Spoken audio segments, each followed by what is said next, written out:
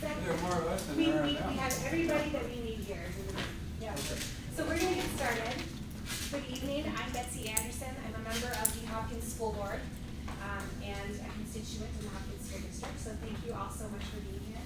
I've also been on the LAC for, before I was elected to the school board, so for a while, like 11 years. So thank you all for being here. It's an important evening for us as an LAC. It's an important evening for the constituency of the school district to see all of you and to have this opportunity to hear from you. So thank you for taking the time to be with us. This is the breakout room for District 49. So if you do not live in District 49, you may be in the wrong room. Now's your chance. But all of the candidates for District 49 are here, so that's fantastic. We will all of you will have the opportunity to submit written questions for the candidates. Pieces of paper have been passed around. Alana and Kabor have extras, so if you need a piece of paper, raise your hand. Once you have written the question, you may also raise your hand again and they will come and grab it for you. Cole is our timekeeper, so candidates, you want to be watching Cole. He's going to be your clue as to how much time you have left. I may be inclined to let you finish a sentence, but not a whole paragraph after your time is over. So watch me for that cutoff. And all of the candidates received 2 questions ahead of time from the LAC. We will allow them to respond to those questions. We also have a question that was submitted by our Special Education Advisory Committee, our co-host of the evening, so we'll ask that at a later time. And then we'll take questions from the public. But first, we're going to kick off with a candidate introduction. Each of the candidates has 90 seconds to do their opening statement. I probably should have drawn straws to see who wants to go first. Does anybody want to volunteer to go first? Ladies first. Ladies first? All right, Senator. Being the lonely woman here. You can do that, and we'll wave out to the sides. So Cole, we've got 90 seconds, and then we'll go ahead and get started with Senator Franson. Well, good evening. Thank you for taking the time to be here. I am Melissa Franson. I have been in office since 2012. It's my first term. I live in Edina, just northwest corner of Edina, which is Hopkins School District, and I also represent Hopkins as one of my districts in my in Senate District 49. I'm a mother of 1-year-old and 1 on the way, so education, early childhood education in particular, is very near and dear to my heart. But I've been working on that issue for a while since I've been in office, and I look forward to the discussion tonight and the questions from everybody. And I also have a small business, and I used to be an attorney at Target, so I both have worn the corporate hat and the small business hat. And if I look at my phone, I have a crisis with a client, so I'll just apologize ahead of time. This is the life of a part-time legislature. We have another job outside of here, so I really appreciate the time that you take to also come here, because we want to be accessible. I pride myself to being accessible to constituents, particularly doing session. I send out a weekly newsletter and try to keep everybody updated. I sit on Health and Human Services. I'm a finance vice chair, and I sit on Transportation and Public Safety, and I also sit on Higher Education and Workforce Development. 2 years prior, I was an E12 policy committee in the Senate, so I've had the continuum of education from early childhood all the way to higher ed, and I'm delighted to have worked on a lot of great affordability issues for higher ed, and also trying to fund education as a whole. Thank you. I like this. The sound effect is actually good. Keep it? Yeah, keep it. Yeah. Otherwise, I keep looking back at the call to see what time it is. So sound effect is fabulous. All right, we'll jump to Mike Lehman. Mike Lehman, I'm running for state senate. Somehow we got out of order here, but I'm a Bloomington resident. Been there 36 years. I was born here in the Twin Cities. Always been here. I was raised in Edina, and ironically, my very first house, Melissa probably doesn't know this, was on Belmore Lane. Our backyards practically touched.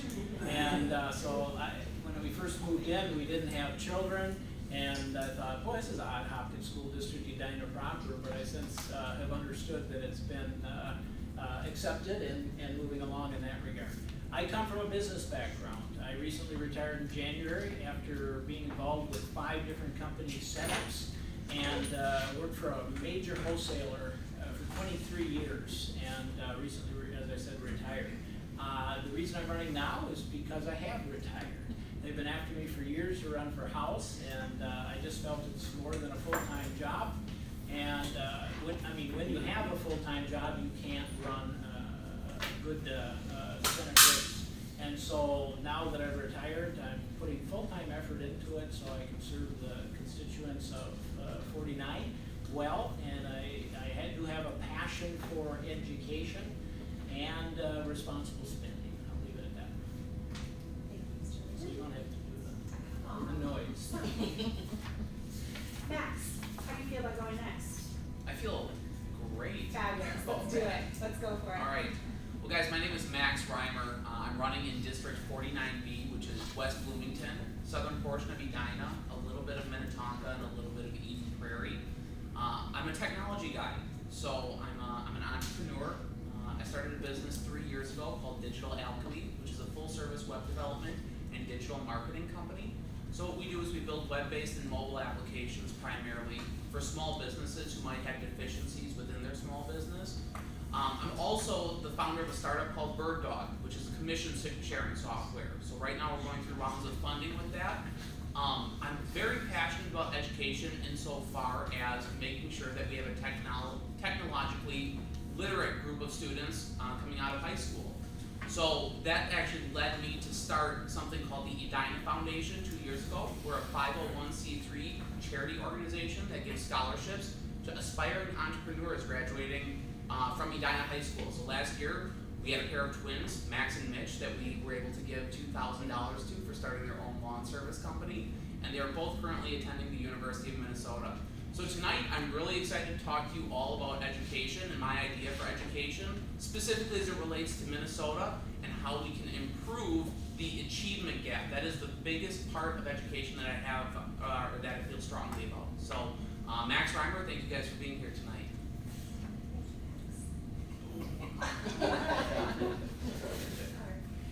Are we reset? I We are realize I reset. should give you a chance to reset before I just jump right in. We're good? Paul Rosenthal will go next with you. First of all, thank you for having us. This is always a great event. My name is Paul Rosenthal. I represent Southern Edina, Bloomington, and portions of Eden Prairie and Minnetonka. I have 2 kids in public schools, and I really believe in them. I come from a background of, business background as a commercial real estate broker in New York City for 16 years. I also ran a successful we service 263 greengrocers in Manhattan and 5 boroughs. And then I met my lovely wife, who hails from Hopkins, and she lured me back, and I'm here. And I'm very passionate about early childhood. I was the vice chair of the Early Childhood Committee in 2010, I believe, no, 2009. Anyway, I currently sit in the Aging Long-Term Care Committee, the Higher Ed Committee, and the Public Safety Committee. Thank you so much. Ron Earhart, you are next. Really? Wow. And go. Okay, I have lived in Edina for now about 45 years. My grandparents got there in 1919, my parents followed, and then I finally got there. I finally achieved it. I spent time at the university, graduating with a Bachelor of Arts and Bachelor of Business Administration.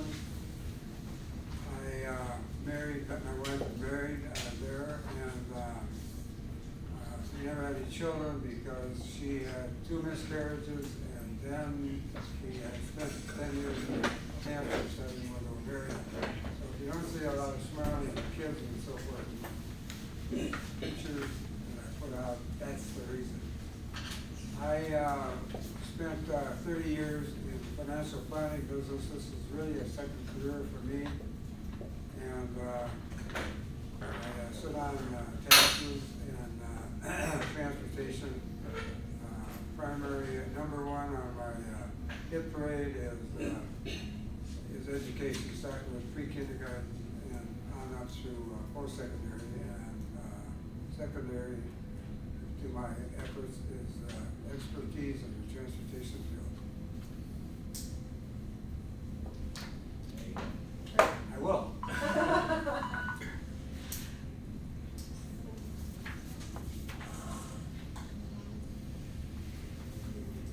All right, and Dario. All right. Finish us off. Thank you. My name is Dario Insamo. I live in Edina. I'm married to my wife, Jeannie, who grew up in Golden Valley in the public schools there, as I did in Orono.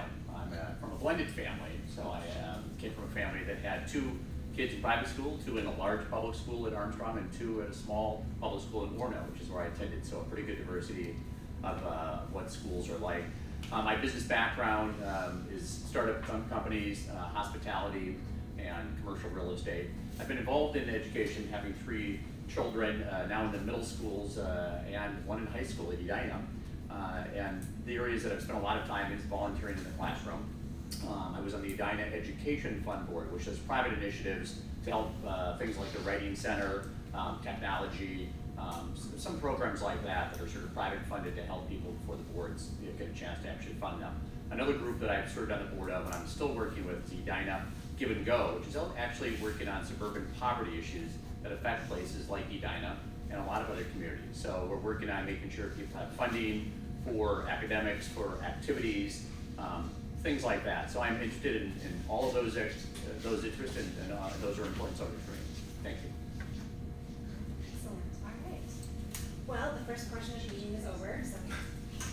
And now we'll move on to the 2 questions that the LAC gave you ahead of time. Each of the candidates received 2 questions that the LAC wrote for them, and they could prepare their responses ahead of time. Hey Cole, how long do they have to answer each of these questions? 2 minutes. 2 minutes per question. Thank you, Cole. And I should introduce Jay Jallo, next to Cole, a member of our LAC. She is our question screener for the evening. So as soon as we start getting to the portion of the evening for questions from the public, Jay will be the gate through which you walk. There you go.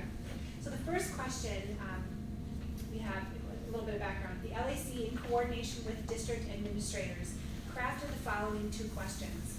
We invite the candidates to prepare their thoughts in advance for the forum, at which each candidate will have 2 minutes to present an answer to the constituents of their legislative district. So the first question is this.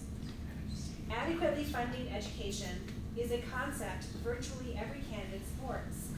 In an era of underfunded mandates such as World's Best Workforce, special education service requirements, and digital literacy directives, funding has not even kept up with inflation, let alone funded the expanded requirements.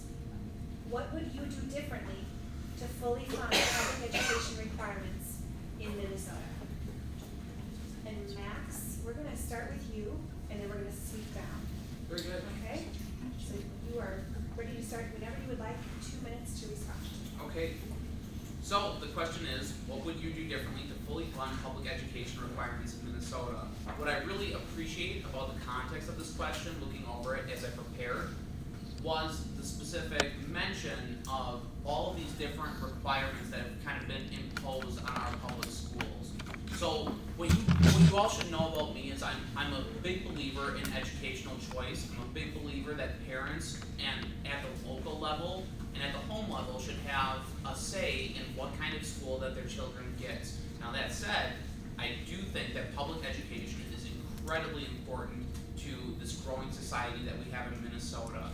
In terms of all of these different requirements that have been put on our public schools, a lot of that comes from a place of a one-size-fits-all model to education. So, all that to be said, when we get back to how do we fully fund public education requirements, I don't look at that problem as a business owner and say, let's keep throwing more money at it. Instead, what I say is let's bring it back to the local level and have schools themselves decide what kind of requirements are going to be part of their ongoing process as a school. So all that, to kind of wrap it up, when we talk about fully funding public education, what I would do is cut back on some of those one-size-fits-all requirements that we impose on all of these different schools across the state.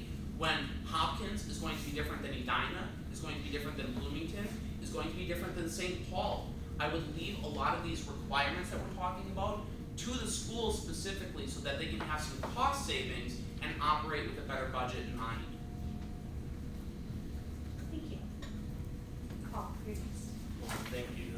What Max says is great, it just can't be done. It's effectively mandated and everything else. We have no way of getting around it. That said, I believe public education, public dollars belong in public schools. And I fully believe that,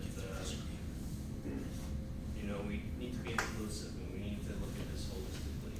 And still funding our schools, I think at a 2003 or 1997 levels, and that's unacceptable. I have 2 kids in public school and I totally believe in giving them the best education that I can. I wouldn't have them in there if I didn't think they're gonna get what they're gonna need. Anyway, and teachers, superintendents, parents, all have a stake in this, and we all have to come together to give our kids the best chance we have. And we haven't kept our promise of funding, and so we might think about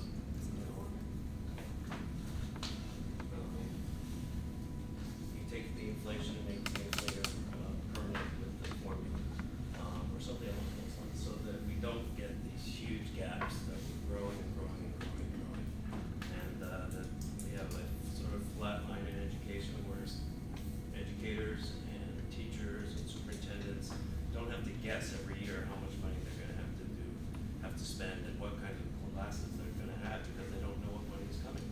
So I think we need a stable and reliable funding source for our public schools. Melissa, thank you. I would add, when we talk about the budget for our state, there's a lot of competing interests, and education is certainly a big bucket item and a big ticket in terms of the funding that we allocate every biennium. I also sit at Health and Human Services and on transportation, and when you see you look at the budget, every 2 years we come and compete.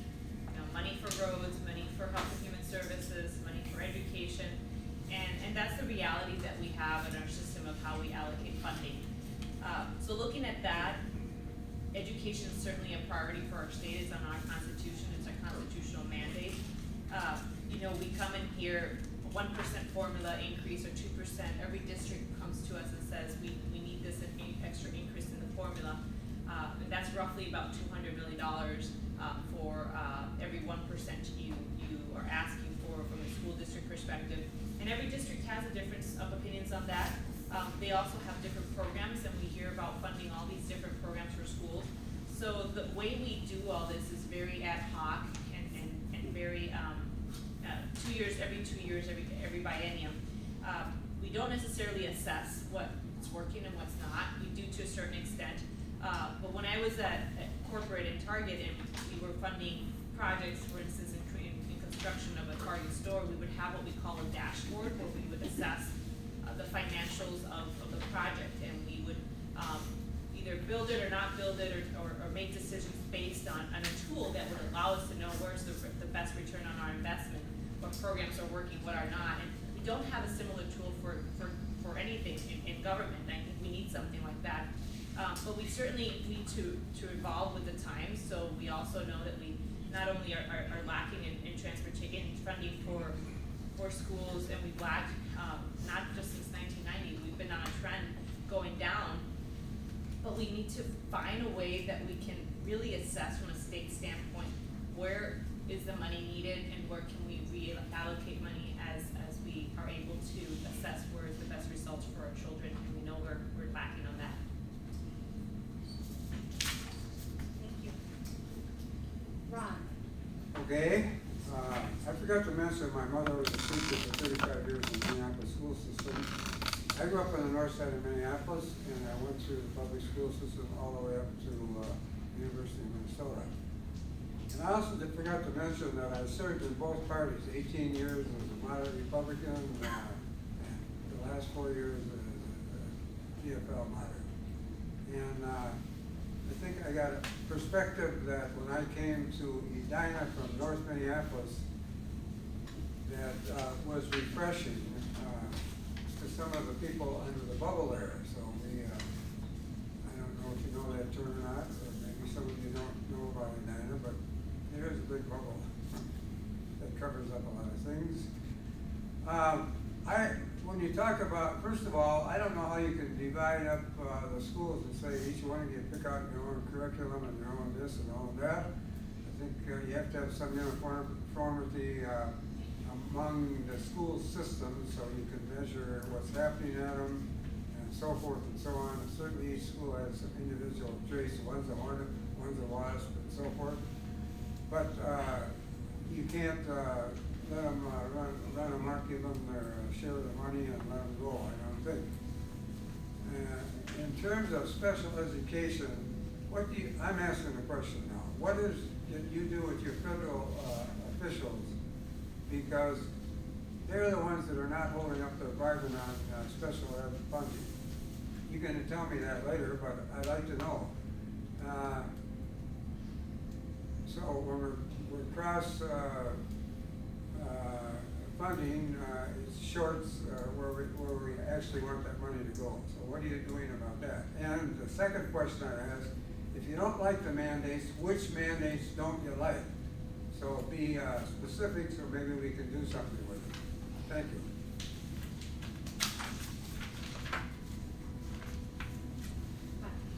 Okay, thank you. So I think most of you are aware that the largest portion of our state budget is education. K through 12, it approximates 41% of our overall budget, and you throw in higher education, another 7%. That's 48% of our state budget.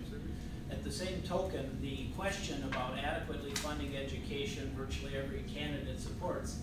I think that's a no-brainer and a positive statement. We do, we support that education. But the next part of the question talked about unfunded mandates, and I will acknowledge that we have these unfunded mandates, and we need to bring them back up to date. If you look at where the school funding has gone, it's increased about 2.5% a year for the last decade, and in reality, the cost of inflation, or what we've actually budgeted as a legislature, has only been 1 to 1.5%, so that gap keeps increasing year by year.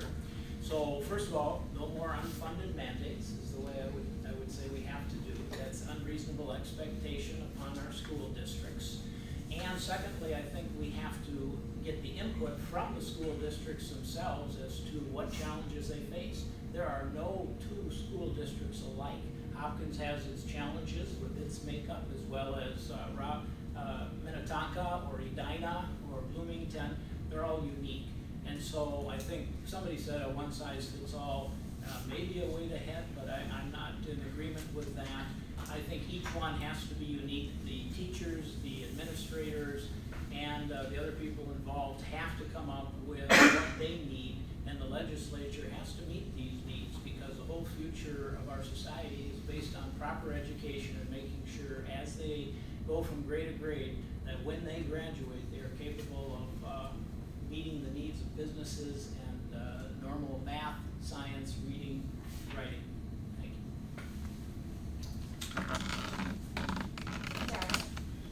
Thank you. I guess I take a look at this, through the framework of both being a parent with 3 kids here and knowing, the challenges that go on, both in terms of time and just the economics of it. As I was just out buying a $170 calculator for my son so he could do some version of advanced math, calculus, something like that. I think he's in the same class with Paul's son, so hopefully they can share some supplies at some point, a bipartisan gesture. But when I look at it and I look at the funding, we've increased funding over the last 3 budgets by about $1.5 billion. So the state legislature seems to try to be getting there. I don't know if it's ever going to be enough to meet the needs that are there, because it's tough with choices. And Melissa mentioned this. We've got a lot of competition. You hear a lot about transportation, which is where our current state rep has spent a lot of time. For me, I do want to focus on education as much as I can, understand what the needs are and how do we get the dollars there, making sure the mandates make sense. Personalized learning, The world's best workforce, I think those are great initiatives. And how it works in each community, is a factor. You do need to have some standard that you meet from a funding standpoint. And I could just say that I'll work as hard as I can to make that happen, knowing that we've got a lot of competing interests. But I think aligning the needs and the mandates are going to be important, and then working on getting the funding. And it may require some things that are difficult and painful for people.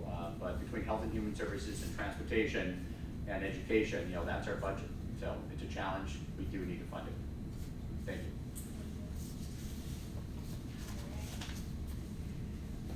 The second question that we sent to the candidates ahead of time is this.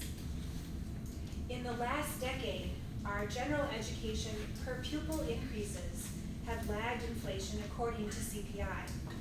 This lag has created a difference of approximately $350 or a 6% gap. $350, I think that's maybe 350 something. Maybe it's a bigger number. How would you ensure the legislature would correct this gap for schools to sustain their programs? We also sent a graph to the legislature. I think you all have these questions, yes, so you can see the graphs in front of you. So to repeat, general education per pupil increases have lagged inflation. This lag has created a difference of approximately $350 or a 6% gap. How would you ensure the legislature would correct this gap for schools to sustain their programs? And Dario, we're gonna let you start this time so you can set the tone. Okay. I don't have to listen to everybody. Thank you.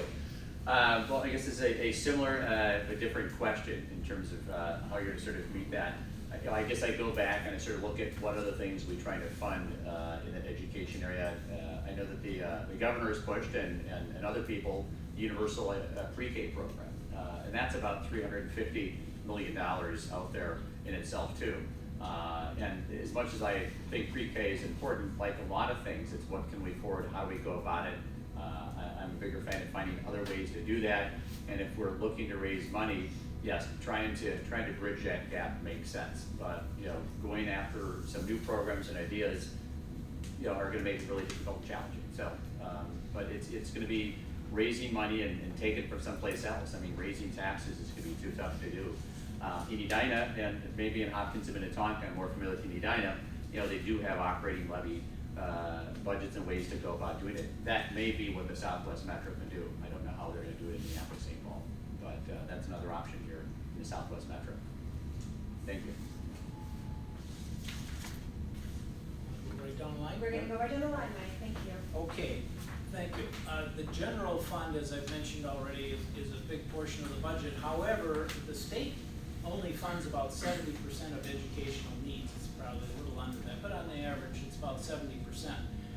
The rest of that is made up by property taxes, school levies, etc., and some federal support to fully fund a school district. Because of this, and this is accurate information and accurate charts, so you can't say any response to that other than it's true. But with the depression or the recession that hit in 2008, yes, school funding was hit in that regard. However, I have to hand it to the Hopkins school districts and many others that they came up with clever ideas, whether it was making additional or putting out different levies and referendums or increasing property taxes, as popular it is. They were able to maintain their funding. So overall, the funding remained fairly stable. The state portion indeed did not follow the structure that the graphs indicate. And so it's pretty tough to, quote, make that up in total. If we did make that up, of course, I don't think they're gonna roll back any referendums or other funding that sources they've achieved now. However, I think we need to not look backwards, but look forward and say and make a pledge that we'll continue to fund as much as possible, as much as the budget will allow, and meet those needs as best possible.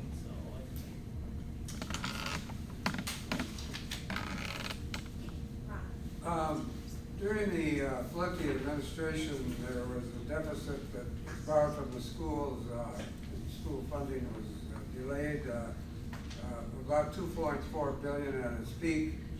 When the Democrats came back into control of the House, they've been in control of the Senate all this time, there was a huge deficit that had to be made up. So I'm not sure where the gap includes that comeback from the depths of the borrowing or not. But there was,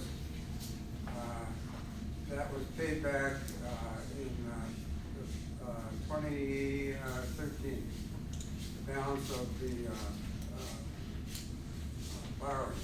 So then they could move forward and begin to supply the funding that was really necessary, but that was a long, there was a big hole to come out of before they could get to supplying some money. I would think that it's very important, as the famous guy from the Federal Reserve said, that we invest for every dollar invested in the pre-K young folks, I think we pay off $68 down the road. 60? 16. 16, that's good. I know it was a 6 in there. In any event, it's very important that we prepare people for, so they can read and write, which they don't know in a lot of cases, and we keep them out of the criminal justice system by getting them on the right track for education, because otherwise, in the longer term, it costs us enormous amounts of money. Once they get into that system, we lose them.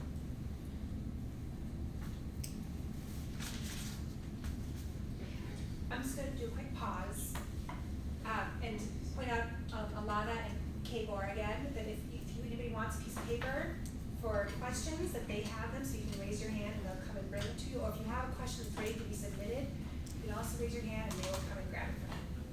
All right. Melissa. Thank you.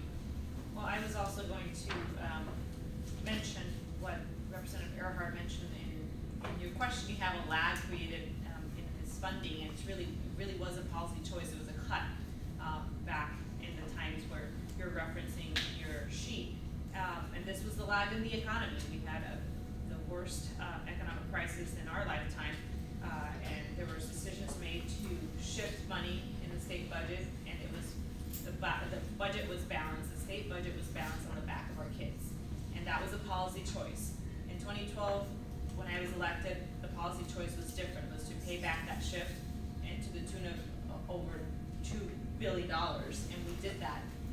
And first of all, we have to be a good state partner and not borrow money from education to balance our budget, and actually take a harder look at our budget and see where it is we have to make those choices. And as Representative Burghardt also mentioned, for every dollar we invest in early childhood education and certain programs that are actually effective, we get up to $60 return on taxpayer dollars. So we have to look for those opportunities. Certainly when we have economic times, and your question asking about the CPI, I am not a fan of tying anything to CPI, not even the minimum wage. I wrestled with that issue because I think we need flexibility to really tackle the environment, whether it's the economic environment, whether it's the needs of our state, and all the competing interests in all the different areas of our state budget. But certainly education is a priority, and it is for me, and it is for our state, and it's our values. It's what we value the most in our state, and why people come to our state and come to our district is because we have some of the best schools in the country. We still lag a little bit on the achievement gap, which has been alluded to as well, but we have the tools to fix that, and we have to be a better partner as a state to allow for the flexibility for school districts. And CPI to me is not a way to fund it, it's a way to prioritize education every year that we have a budget in our state. Did you turn the sound off? Yeah. Oh, I want the sound. You want I the do, sound? yeah. Thank you. It's the one thing I asked. Thanks. Yeah. All right. Paul. You know, this is a very, very tough issue.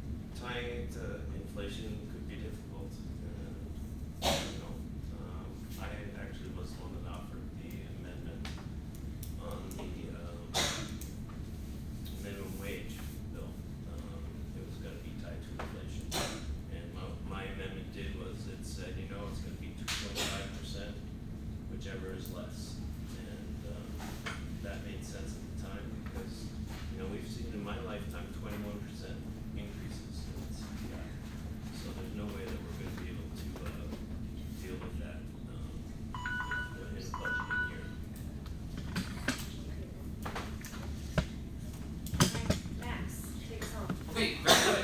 So I am a data geek, right? I work in data every day. Whenever we make a decision for a client, it's always data driven. What I'd like you guys to do is turn to the very last chart you have, right? So I just want to run through this real quick. What I find very peculiar is the time where actual real dollars stagnate is obviously 08 and 09, right? And that's where we obviously got hit pretty hard economically in this country. So up until that point, from 2004 to 2008, we had a real dollar investment per pupil increase of about $1,500. From that point on, for the next 6 years, up until the present day, we had an increase of about 300 real dollars. Now, I'm gonna get a little meta on you guys, so to speak.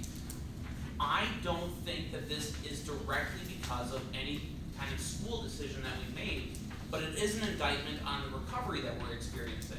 So I think we anticipated after 08, 09, after we came out of the recession, that we would have a certain recovery that happened with it.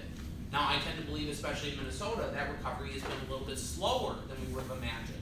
However, it seems to me that we are still budgeting out per pupil a similar amount of money that we had prior to the recession. So, in the meantime, as the economy continues to recover, especially in this state and around the country, we need to be very aware of the type of expense we're taking on within our public school system. It's going to be temporary, but I think we do need to control expenses according to inflation. And then as the economy recovers, get back to the normal per pupil spending that we experienced before 2008. Thank you. So we've concluded the prepared questions. Now we have a question from our co-sponsor of the event, the Special Education Advisory Committee. The SEAC group crafted a question and asked the legislative candidates, and here it is. Thank you, Joe. From your experience, what do students receiving special education services add to our community, and what have you done to advocate for them up to this point? I'll repeat the question. From your experience, what do students receiving special education services add to our community, and what have you done to advocate for them up to this point? Everybody good on that? One more time, please. Sorry. From your experience, what do students receiving special education services add to our community, and what have you done to advocate for them up to this point?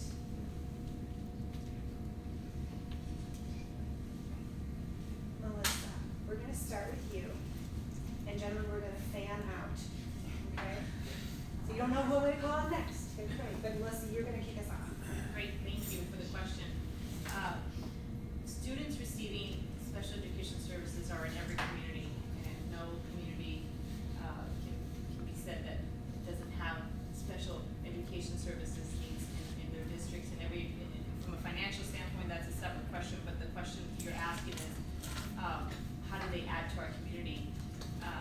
They add in many more ways that I can think of and elaborate. I actually work very closely, more than in the education world, on the health and human services side with communities in this particular area, and looking for the resources that we need to integrate students into our communities, whether, early on, whether it's in the schools and having the tools that they need to succeed, getting the administrative part out of the way for teachers to be actually spend more time with them, and make it easier, not harder, as a state partner to allow that. We've done some tweaks in doing, I can't remember the actual technical name of the paperwork that you do, but to streamline that, to computerize it, so you're able to do more work and spend more time giving the resources. I've worked with children with autism, and we're trying to work on the health and human services side, trying to provide more resources from an insurance standpoint, and mandating that those services are covered, like ABA treatment, which is really expensive, and unless you have a child with autism or know someone who does, it's very economically hard to really provide the services that they need. And the services we provided earlier, the more productive these kids will be in the future as they grow and hopefully be independent and be integrated into society in the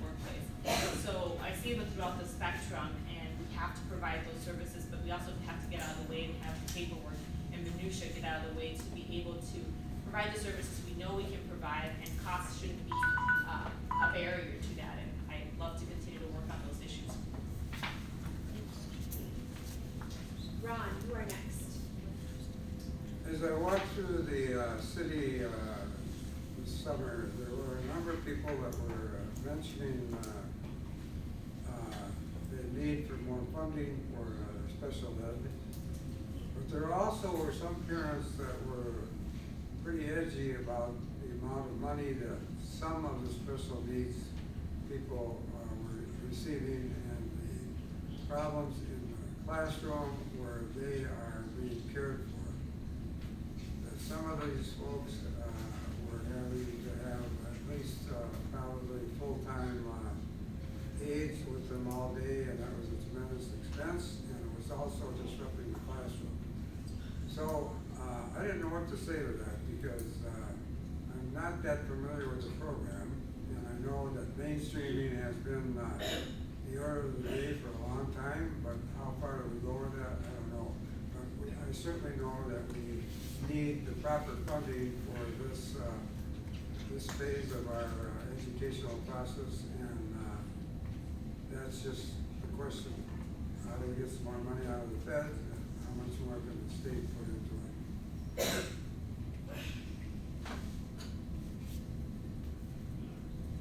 Good? Good. Mike? Okay, thank you. Well, the last part of the question, of course, what have you done to advocate for them to date? To me, that addresses people who are already serving, and because I'm not serving, that's a little tough for me to answer, because I haven't been proactive in the community in terms of special education needs.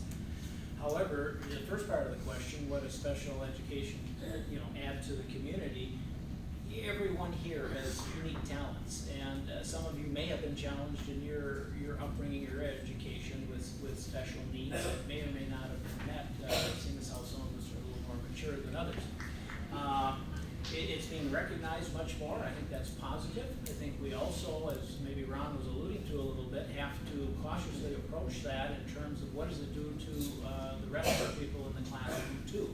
One, the challenge is to meet those needs, and secondly, to meet the needs of the other individuals in the classroom also. So while being sensitive to one class or special needs, we need to be sensitive to everyone to make sure we're, maximizing the educational potential of each and every one of those students. That being said, I know the average price per student is around $7,000 to educate, and when you throw in the special education needs on top of that, the average comes out to about $11,500 per student. So that indicates to me special needs are about twice the cost. And that is important, because those people do, as I said, have special talents, I guess is the best way to say that. And those talents, if they're recognized and nurtured, I think can benefit society strongly. So continue to meet those needs as best as we can, while recognizing our overall goal of maximizing the educational experience for every student to be fully capable when they graduate.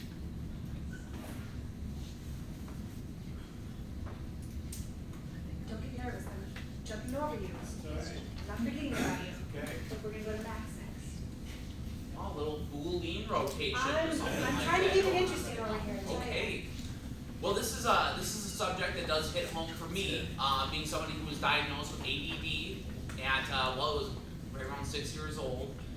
So I was part of special education programs throughout my time in middle school and high school primarily. And I think that people who are part of these special education programs, and regardless if they're on the autism spectrum or they have a social disorder or what have you, they are complete equal. They deserve to be treated as a complete equal. And I think that, one, it is important that we continue to fund special education, and to the extent that funding helps, but having a more directed approach to how we deal with those types of students. One thing, what have you done for people who are in special education today? I don't think that's just referring to what you've done in the legislature. It's referring to what you've done in your community. One thing I can tell you is being a member of the Faith Covenant Church in Burnsville, I helped lead the youth program there. We had 3 severely autistic students in the youth program, And I tend to think that church is one of the safest places that a student should feel, right? I mean, a school is very important, but church should also be a safe haven. And I felt like our curriculum as part of the youth program was not catering to the needs of those 3 students. So I helped reform that program with our youth pastor at the church. So that's what I can say. I feel like being in the arts my entire life, those types of students tend to have a gift in the arts as well, you know, and we need to, again, treat them as our complete equal. I don't think there's an easy answer in the legislature, you know, to solve that problem. It starts so far, so much before that as a society. And that's a greater conversation that we need to have. But again, I guess my answer is I don't have an easy answer for you. Thank you. Dario, you're next. Thank you. Having 3 kids in the public schools, we've had a good sampling of various programs and what has gone on at our school. For elementary is Highlands Elementary. So besides having the distinction of serving the Jerry Garcia School in Edina, with a very progressive vibe to it. And it really, as it was a great school because it really had a Montessori type program there. And so you had a lot of inclusiveness, a lot of connectivity, a lot of compassion. And it was great for our kids. And probably I'll take our middle kid, who's also ADHD, was really early diagnosed there. But they were good at understanding those things. They mixed kids. The mainstreaming does have a little bit of a controversial take to it because you have to spend a lot of resources. You've got the paras that are in there, but I think it does teach the other kids compassion. And so there is a benefit that comes out of it. How that works for the children with special needs, I don't really know. But it seemed to be good for our kids. So that's that's the only way I can take that perspective right there. Second, in terms of what I've done to advocate, the 2 boards that I served on really worked on gifted programs, on technology programs, and people with economic disadvantages. So I don't know if anything went into the group of special needs. I surely advocated for that in referendum budgets, and I would continue to do that, making sure that we get the needs and programs funded. Thank you. Paul, you're taking us home. You can skip me if you like. No, I'm not, I told you I wasn't skipping you, I was just jumping over here. A lot of people have said a lot of great things just now, and I can only speak from my own experience. My 2 kids went to Cornelia Elementary, where they not only have 27 languages spoken at home as a first language, but they also mainstream kids with special needs. And it was not something, it was a gift to us. Every day that my kids saw these kids,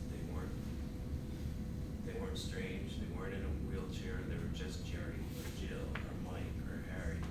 And that is a special gift, and my kids still to this day will go out of their way to help the kids that they went through middle school. If they see that they're having trouble, if there's anything they can be, it's definitely made them more tolerant. It's taught us as a family to be more giving and forgiving, and to take people as we have differences, but we're all people, and we all should be treated with dignity. And I am so glad that we had the opportunity to go through that school and to still to this day engage with those kids who are just shining lights, and they have so much to offer. And my son is a junior, he went to the junior prom, which I wasn't too happy about. But no, it was. But they made sure that some of the kids with special needs got into their group and had the same experience that they had. And I think that's something that we as a society need to do. And we need to have compassion, and we need to find a way to help as much as we can. So that concludes the portion of the evening where we have the questions prepared. Now it's time for the members of the public to ask the questions. So I do have one question Jay has brought to me. Do you have a couple more to bring forward? Thank you. Okay, great. Thank you, Jay. If you have questions to submit, please feel free to either raise your hand or bring them over to Jay. She'll bring them to me.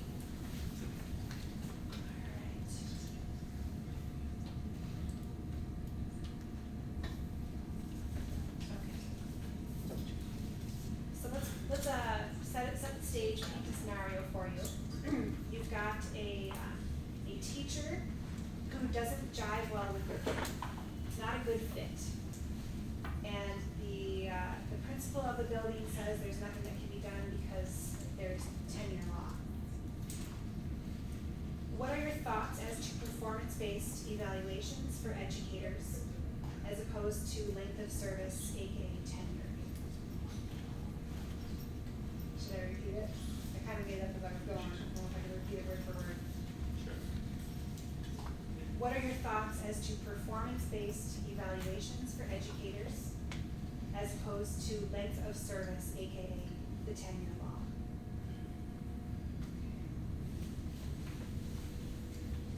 Let's see, which method should we use this time? Let's start with Mike. Okay, All right. thank you. Ironically, we had a son where that situation occurred. It was about third grade, and I won't name the school or the principal. The principal is part of my ministry today. But our son had stomach problems, had to take him to the doctor, and they diagnosed it as stress. And talking with him and his other students at this elementary school, it was due to the teacher who had been around a long time. The principal themselves said exactly what the question answered, that I can't do anything because of tenure. So you're stuck with that. You could pull them out, go to another school. We did not choose to do that. Fortunately, the next year he got a teacher that was the exact opposite. And it made all the difference in the world. So what I'm really getting at is if we really look at our students and protect them, I see, four things to put the needs of students first. One, of course, is policies that improve the student performance, putting great teachers in the classroom, stable and reliable funding we referred to, and community and parental involvement is key. So we tried as parents to be involved. We were kind of pushed out. I think this day and age that would not occur. But the great teachers in the classroom is the biggest thing I can stress here.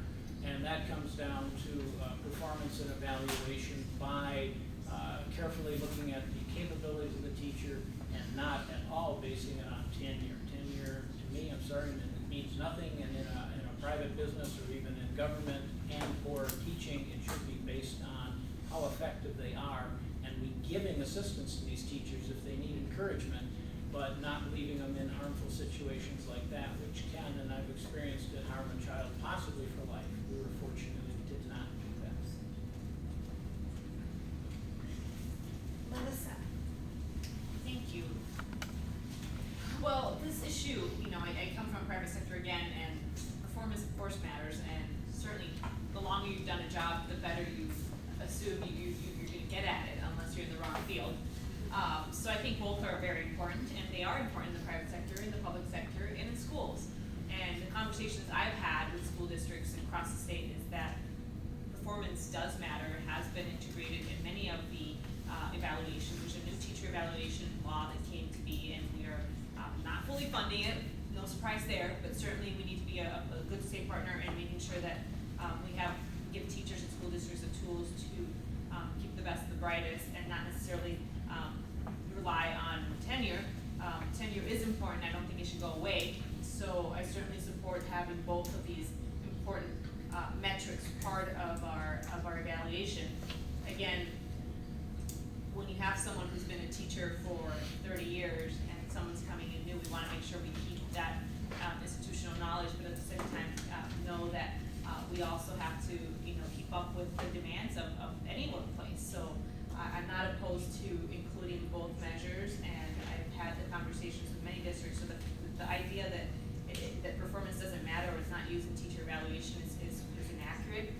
There might be districts who may have not included that, but as teachers and as parents, and we should all demand that we have the best and the brightest in our schools, we should be more involved, and certainly the school board has ability to help with that policy, and not all school districts are created equally.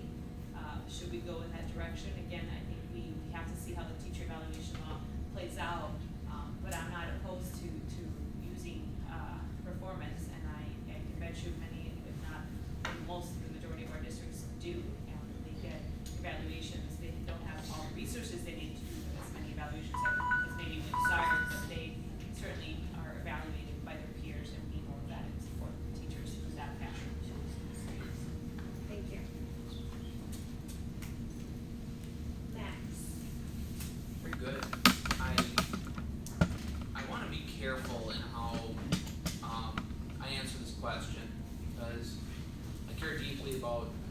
teachers, I know some of the most influential people in my life have been my teachers. You never want to talk about people in terms of strictly numbers. I think really, if you guys want to go by political party, my side of the aisle has struggled with that very thing. So that said, when we talk about tenure specifically, we need to talk about education in terms of what it's doing for our students first and foremost. You know, the whole point of education is to create an educated populace. And when we talk about what kind of standards we set, when we judge schools or when we judge teachers, that kind of thing, I always want us to err on the side of having higher expectations for our teachers and higher expectations for our students.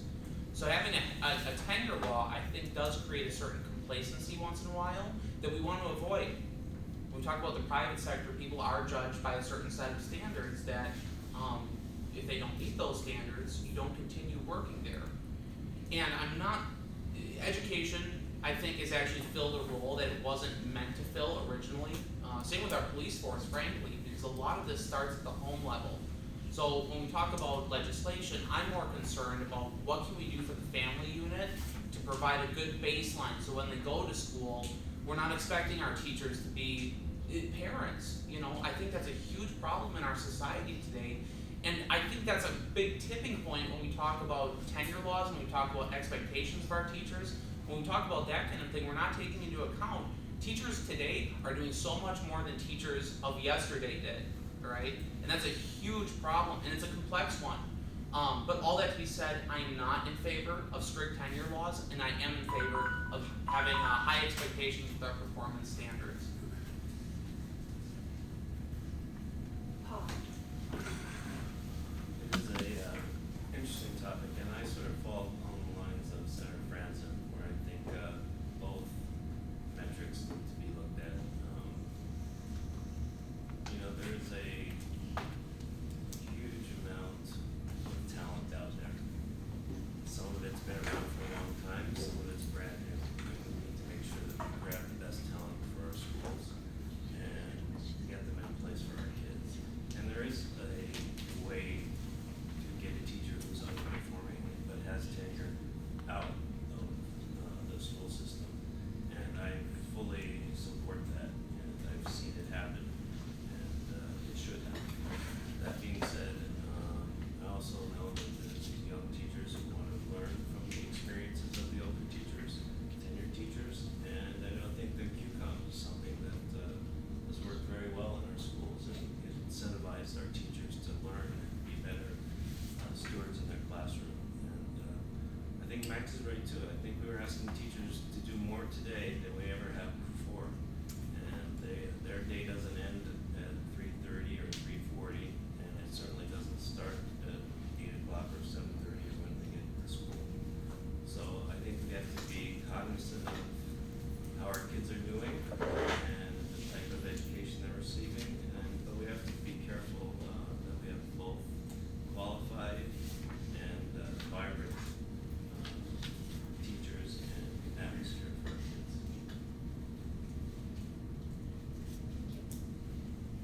Dario. Well, I'm not sure if I can answer the hypothetical scenario, as much as, the point that it's sort of trying to make about tenure versus performance and the models you want to use. I think it's important that we invest in our teachers, and just like we do with our kids in the sort of all the ways, socially, emotionally, the challenges that teachers go through are immense, and it's so much more than it used to be. So, and when teachers are having a challenge, you do want to recognize that and find a way to help them get better. If they can, it's time to make a transition. So I'm in support of sort of the dual model, performance, support, and then moving people on as we do. Short answer, I'm not going to filibuster. You don't have to take your full 2 minutes. Okay. You're welcome to use however much of your time you would like to use. All right. Thank you for sharing your calculator with Eddie. Yeah, you're going to need it tonight. I'm texting right now. All right, and to cap us off for this question, Ron. I'm gonna digress a bit, because I'm gonna tell you about being a legislator and having tenure, and what that does for your constituents, what it does for institutional memory of the the institution, and how important it is for your district, because you achieve things that you can't achieve when you're not there building, that you build relationships with. I can't think of how many things I've done for the district that would otherwise not be possible had I not built the relationships and the knowledge that I have. Now, as for the teachers, I think we need a little bit of both. Certainly tenure is very important because that gives you the knowledge and the institutional background and has built relationships with ongoing streams of children. And certainly we have to look at performance as well. But where the line comes between those two, I don't know. And I think that's ongoing arguments are on both sides right now, and that I don't think it's been resolved yet, but there are ways, and I can't detail the ways, but I know there are ways you can get rid of teachers now if they're not performing as they should, even though they have tenure. Thank you. Do we have any additional questions, Jay? Okay. All right. I have a request, if everybody is amenable to it. We've been giving 2 minutes for each of these questions, and we're getting to the point where we need to start thinking about wrapping up. I'd like to get a couple more questions in, but the only way to really do that is if we give 1 minute responses instead of the 2 minutes. So you ready to go speed round here with us? Yes. The lightning round? All right. The question I have for you, we're gonna do 1 minute on this, all right. One of Governor Dayton's top priorities the last couple of years has been universal preschool for all children in Minnesota. Do you support state funding for all 4-year-olds to attend preschool, or do you support funding for preschool for at-risk children only, or do you support neither? I added that as the third option. So funding for 4-year-old pre-K, universal for all 4-year-olds, only for at-risk children, or neither. And this time, should we start with Mike or Melissa last time? Start with Mike. Okay, thank you, Mike. We're gonna start with Matt. No, we're gonna start with Paul. I'm going party here. We're gonna start with Paul this time, and Max will be next. All right. That's great. The governor's proposal is laudable. I don't happen to agree with it. It's much too expensive. And, not tenable right now. So I would go for the targeted at-risk children who really need to take care of and make sure that they get the extra help that they deserve so they can enter kindergarten ready. Max, you are next. This round, because it's only 1 minute, I'm giving you a heads up. Melissa, you'll be after Max. Okay, so Paul and I agree on that, big time. The one thing I would add is, again, talking about, we do need to have somewhat of a social safety net for these at-risk kids. But when we do talk about universal pre-K, kind of what I addressed before, you have teachers who are taking on more responsibility than they ever have before.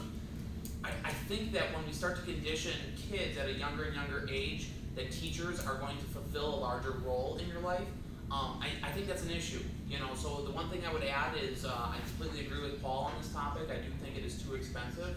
But then beyond that, it's kind of that conditioning that that schools and teachers are going to be your home at a younger and younger age, and I don't agree with that either.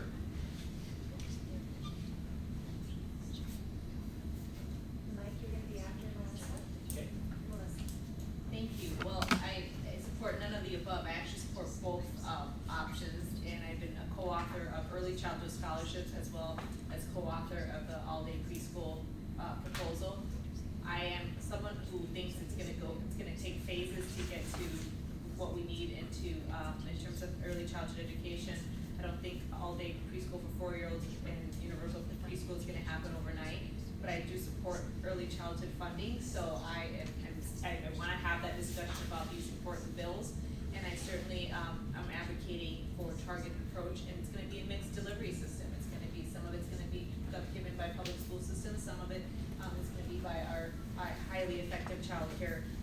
providers in our state that are doing more and more as well in this area. So, it's a targeted phased approach, and, certainly not gonna be opposed to some, proposal that's trying to make some headway into early childhood education funding, and we've made a huge progress in the last 4 years, and I'm very proud of that. Mike, you're up next, and after Mike will be Ron. So Mike. Okay, thank you. I definitely feel we should continue with the targeted scholarships as we are today. They've been proven very effective. One of the leaders in this field that I highly respect is Art Rolnick, who, was formerly with the Federal Minnesota Reserve Board, and now is the policy fellow at the Humphrey School of Public Affairs. He has reiterated as recently as last year that he does not back the universal, pre-K for all 4-year-olds, and I agree with him. And he says it's not cost effective. There's a much better way of doing this. My concern is, I've heard somebody said $350 million. I've heard up to $1 billion when you add in infrastructure and stuff. And one, we'd have to fund that, and we're already stretched on budgets. And two, my concern would be that that money would take away from already money that we don't have. And so I'm very concerned in that regard. But the targeted scholarship is effective, and I think we should continue with that and expand that. Daria, you're after Ron. Ron. I talked to Roland about 2 weeks ago about this, and I know that he is opposed to, he wants targeted.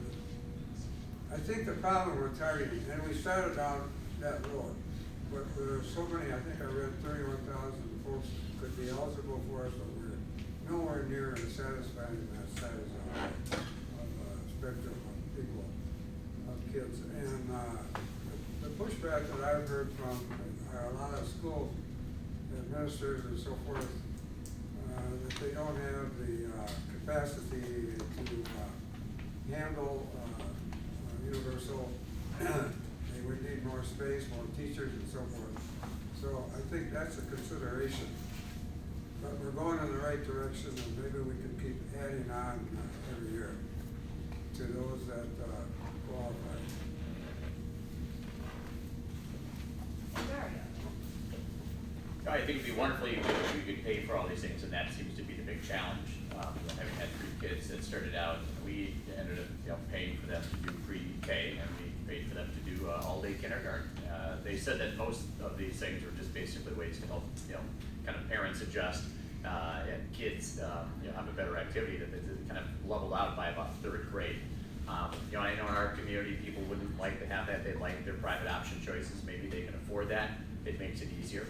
But I would support targeted for now. And, if you can come up with more funding, it's great. But, that's the big challenge, what we want and what we can afford. It makes a difference. I think it's important. One more 1-minute round. We good? Yeah? Okay. Ready, Cole? When do I get my questions answered? Which questions do you have? We'll The talk, we'll talk, mandates and, we'll talk other afterward. stuff. We'll talk offline. Come on, you gotta come both ways here. To get the Hey, I'm traffic asking question all the answered. questions. Okay, so, here's the question. Do you think that by promoting a stronger family structure, we would have the opportunity to reduce the amount of funding needed in the educational system? Do you think that by promoting a stronger family structure, we would have an opportunity to reduce the funding needed for our educational system? We started with you last time, right, Max? Okay. I don't think Paul. We started with Paul, okay, thank you. Okay, we're gonna start with Dario this time. Well, absolutely. Sort of reintegrating, the American family would be wonderful, especially in challenged areas, because that is one big problem. A lot of single-parented families are economically challenged, and later in life are missing opportunities. So, what those policies are, it's probably a little bit of changing the economics and how you weight things, part of it's just a little bit of where our society's gone, fractalized, and I don't know how you exactly fix that, but of course it would make it better. Thank you. Ron? You know, if you want something that costs money, I would think that you are opening a huge can of worms on whatever the person is trying to get at. Or as far as funding goes, I don't think nobody's even in their own mind created systems that do what that person is trying to get at. Think about what you're asking.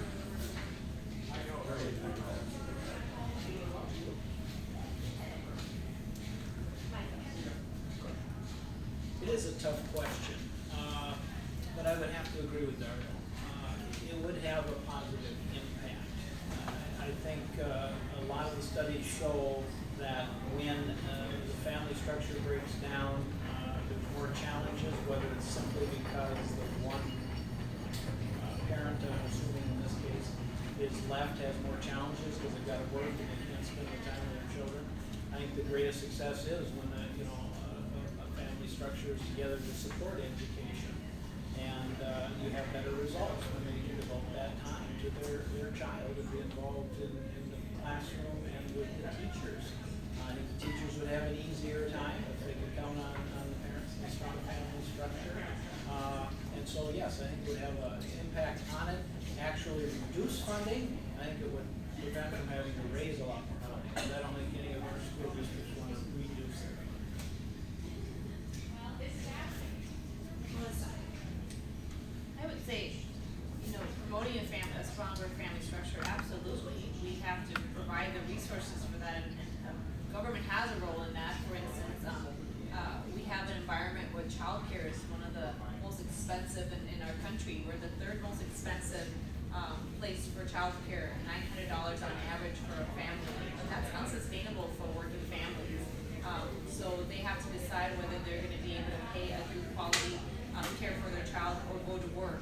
Or do they even have a job? Can we provide the services they need as a state to make sure they're taking care of their health, to be able to be a productive citizen and be able to go to work? And that includes the social services that the government provides. So there's certainly, we have to look at the issue more holistically, not just this is the education budget, we never have enough money, but there's so many other aspects of our state government that can help build a stronger family structure, including helping the environment for creating jobs, helping the environment for having healthier families, and health human service and mental health in other areas. Max? Can you repeat the question one more time, please? I don't know if I can remember what I said. Sorry. Do you think that in promoting stronger family structures, we would be able to reduce the amount of state funding needed for the educational system? So, in short, yes. As a society, if we address something as serious as this, I think many of our societal issues would be solved if we promoted a stronger family unit, if we really gave a lot of responsibility back to the family.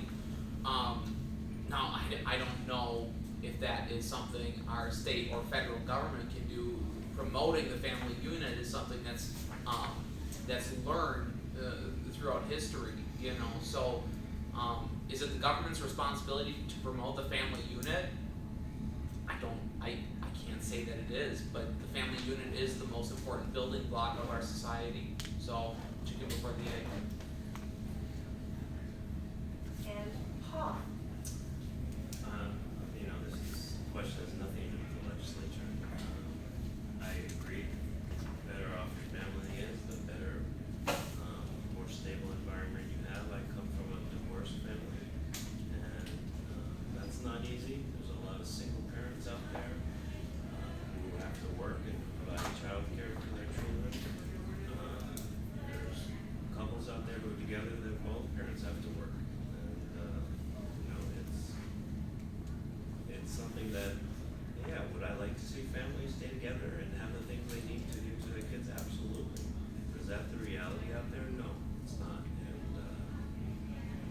we have to be cognizant and tolerant to everybody out there. And if they're in need, we should try and help.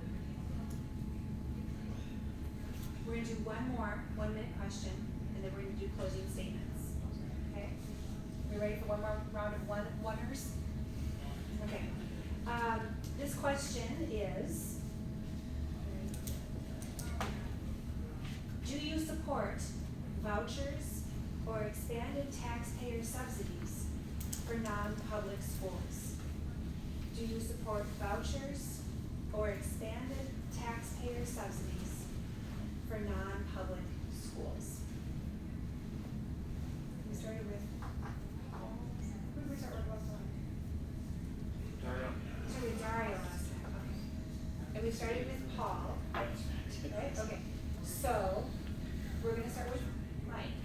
Okay. Okay. Yes, I do. Every stakeholder within a city helps pay for public education through their property tax or other means. So they have a stake, and I think just like infrastructure and roads and bridges, that is their duty to pay that and be part of that. On the other hand, if they have certain needs or feel a public school is not meeting the needs of their child and feels a private school would be better for that, I think they should have some incentive to do so. I would not say 100% of what they're paying for public should be refunded to them or vouched to them, but some portion of that should be, because they are saving the public school system from some funds. Melissa. I disagree. I don't believe we need to use taxpayer dollars for non-public institutions that we're not accountable for as taxpayers. We do have that linkage, I would say, with the public schools, and we certainly don't fund them to an adequate level, and we've heard that already as it's a theme today, as we have a constitutional mandate to fund our schools for our kids, and we certainly don't live up to it. But that's just the reality of our scarce resources. We'll never have fully funded on any of these items that are so important for our state. However, we have to have it as a goal and a priority to fulfill that goal as much as possible. So it's Max. So I think our world is changing pretty rapidly in terms of technology and just the way that society is kind of heading. And I think that our education system does need to meet the needs of a changing world. So I am in favor of an expanded voucher program because I believe that kids learn differently. I believe that voucher programs, scholarship programs, create different opportunities to cater to the needs of different types of kids. One case study that I always like to bring up is I took a tour of Hope Academy in Minneapolis. My office is near North Minneapolis, and one thing that's really interesting is specifically you have these black and brown kids who they recite their pledge every morning. They talk about how they're going to respect each other, they're going to do what they're told the first time. These are kids that come from these really tough situations that we talked about, and they believe that they can be a doctor, they believe that they can be a lawyer. And I would like to see more of those opportunities created for kids who might not otherwise have a good school that they can attend. Paul. No, I'm against vouchers. I think public dollars go to fund schools. It creates too much of a funding nightmare. We have buildings half empty, and it's just the wrong way to go. Dar. I would say I support it in principle, the practicality of it, and seeing how that would work, and gutting schools that are only, maybe that are serving their needs, but not all the choices that people want. I think would be difficult. So I would like to see some sort of tax credits for people that are feeling that they need to make a choice. So looking for a hybrid solution. And Ron.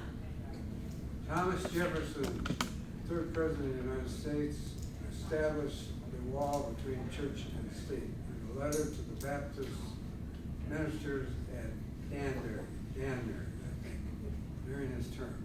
And that's a principle that's stood since then. And so I'm opposed to funding of private schools with public money. If you'll indulge me before we do the closing statements, I'd like to get a picture of the panel for our social media.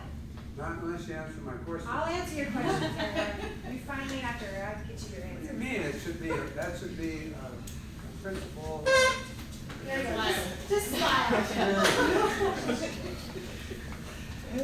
And because I'm here, we'll do a selfie There you as go. well. Okay, so you can do this. I can get us all here. All right, here we go. 1, 2, 3. Excellent. Thank you. All right. We all have to do that too. All right, so now we're going to move to the closing statements part of the evening. You all were able to prepare a closing statement.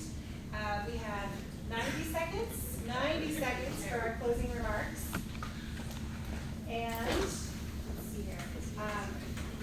I will just say before we go into closing remarks that I'm currently serving in my 3rd term on the Hopkins School Board. I've had to go through 3 campaigns, and answering questions at candidate forums is no easy task. It is stressful, it is intense, your mind goes a little blurry and you're a little phased and dazed, but I think our candidates have done a tremendous job tonight, so let's give them all a round of applause.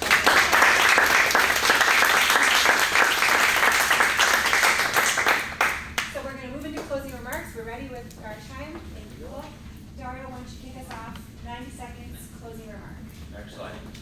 Well, I'm not sure how many is actually prepared actual closing remarks. So I spoke too looking soon. over at a couple of my friends and neighbors down there too. So, well, I want to thank everyone here for coming to participate. This is a very important subject. Again, both as a parent and someone who's looking to be a state legislator, it's a very serious topic for myself and I think all of us that are here. I'm looking to use my 35 years of business and civic involvement and my involvement in education to help make our state better. I'm fortunate to have our kids in a great community, in Edina, and people that are at Hopkins and Minnetonka, and we need to use those experiences to help make the rest of our state better. I'm really a champion of making sure that we have great economic outcomes, the achievement gap, and making sure the achievement gap, not just between poor and rich and people of challenges, that the achievement gap of our state against people around the world, that we need to be constantly investing in education for better opportunity. And that's to make economics an economic opportunity much more of a success. So I want to make sure that we hope an opportunity for our kids, for our family, and for our community. And if people want to have me at the state legislature, I will use my energy, my connections, my passion to continue to make education a priority and to make our state great. Thank you. Mike. Oh, are we gonna go? I am. I'm just going to go down the line. Got it. I've confused myself too much already.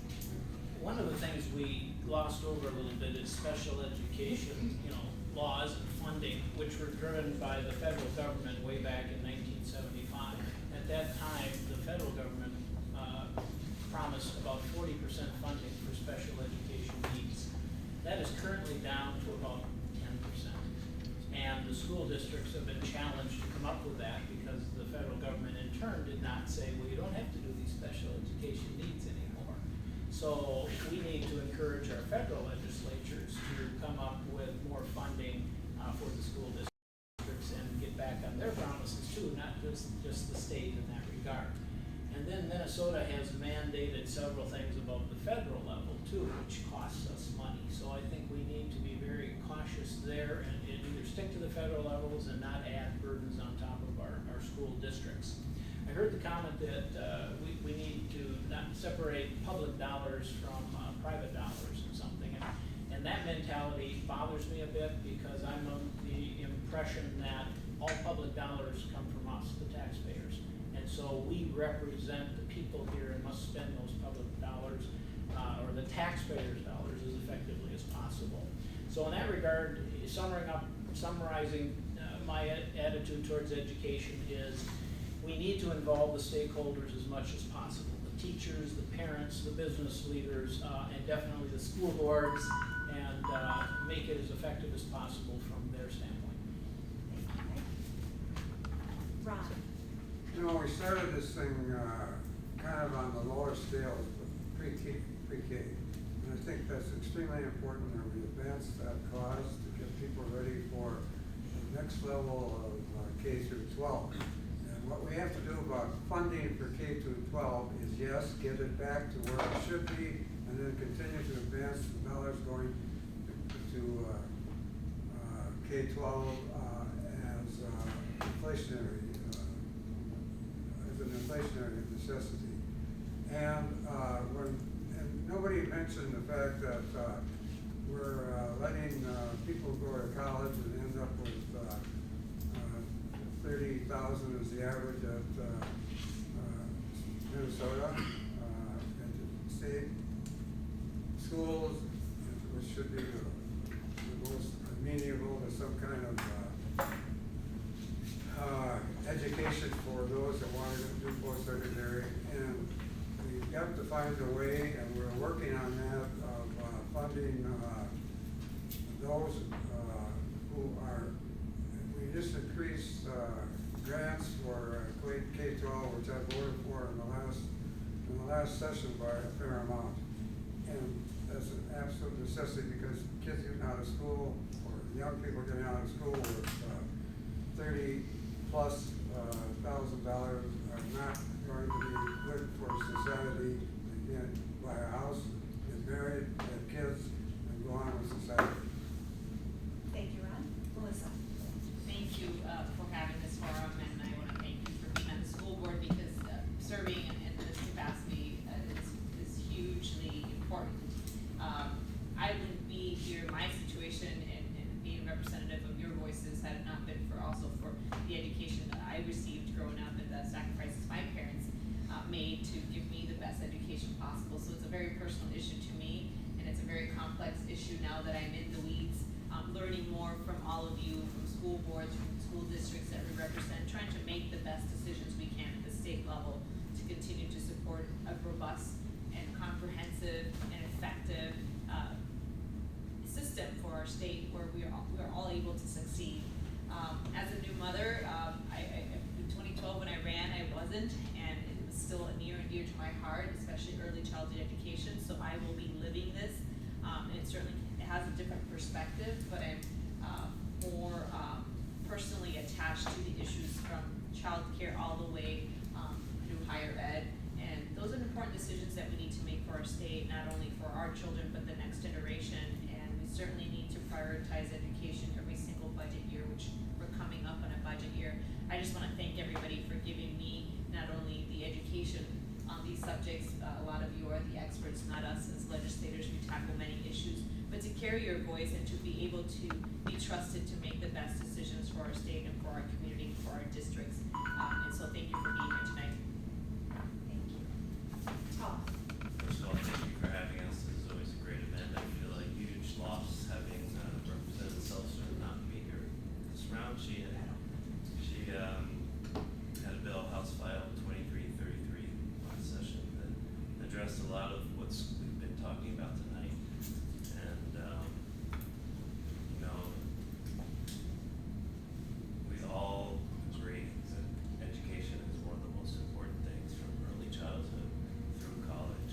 And I had a talk with my son the other day. I am of the opinion that not everybody has to go to college, that there's a lot of good paying jobs out there in manufacturing areas and Bloomington schools, and I don't know, obviously maybe doing it to having private-public partnerships. I know they're doing it at Northern Community College, and so I think we have to look at options for kids. Some go to 4 years into institutions, and others don't, and still come out ahead. Thank you. Max? Okay. Sounds good. So I just really want to address the students in the room quick. Thank you guys so much for participating in this. This is pretty cool. You guys are all part of AP US? Oh man, God bless you guys. 'Cause, I'll tell you what, I took that for 2 weeks and then decided it wasn't for me. So, which I'm sure you guys are discovering. They're at about 3 weeks right now. Yeah, okay. It's not too late. No, I'm kidding. It's great that you guys are doing this. And then again for the students too, and one thing that I really want to emphasize, one agenda item that I have when I hopefully get elected in November is we feel the loss of manufacturing. We feel the loss of these jobs that we once had but don't have anymore. One place that I think we're lagging a little bit in education specifically is our code literacy. And what I mean by that is we have a lot of opportunities in technology development that our students are not being adequately prepared for, to be quite honest. We're losing a lot of opportunities to India right now. So for you students, I'm gonna give you 2 words. Kbor, you listening? Because I'm talking to you right now, right? 2 words, Python and Ruby on Rails, right? You learn those 2 languages, and I'm just saying, you guys might have a lot of ambitions in life. You can make $90,000 right out of high school, right? As long as you have the skill set and can prove that you know that subject, it's a pretty sweet skill set to have. And I wish, and I hope that we can have an educational opportunity to better prepare our kids for that.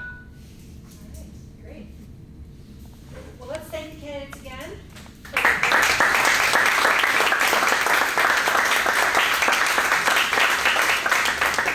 We welcome you to stick around and chat with the candidates as they're able, and remind you that there are probably still some cookies out in the hallway, so help yourselves. Thank you all so much for coming. Thank you.